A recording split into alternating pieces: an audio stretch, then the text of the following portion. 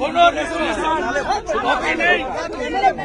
ওর দালাল স্পিকারের সঙ্গে চুক্তি করে এসেছে, আমাদের মানে বলেই হাউস অ্যাডজর্ন করে পালালো চোরের মতো। কভার 180টা কমিউনিটিকে ওবিসি করেছে, 119টা মুসলমান। এ সরকার মুসলমানের সরকার, মুসলিম লীগের সরকার। এই সরকার মুখ্যমন্ত্রী যেভাবে হাইকোর্টকে মিথ্যা বলেছেন, কেস পেন্ডিং আছে, সুপ্রিম কোর্টে 15 জুলাই ডেট আছে, মিথ্যে স্টেটমেন্ট গুলো আমরা একটা কিছু বললে বলে সাবজুডিস।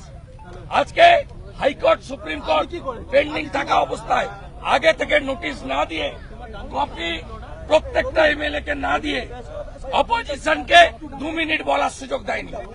চোরের মতো চোর মমতা, চাকরি চোর মমতা, বালি চোর মমতা, গরু চোর মমতা, হিন্দু ওবিসিদের অধিকার চুরি করা মমতা বক্তব্য রেখেছে। স্পিকার কয়েক সেকেন্ডের মধ্যে অ্যাডজন করে পালিয়েছে। আমরা ছাড়বো না, এখানে লড়াই হবে, আইনি লড়াই হবে, হিন্দু ওবিসি অধিকার রক্ষার লড়াই রাস্তাতেও হবে।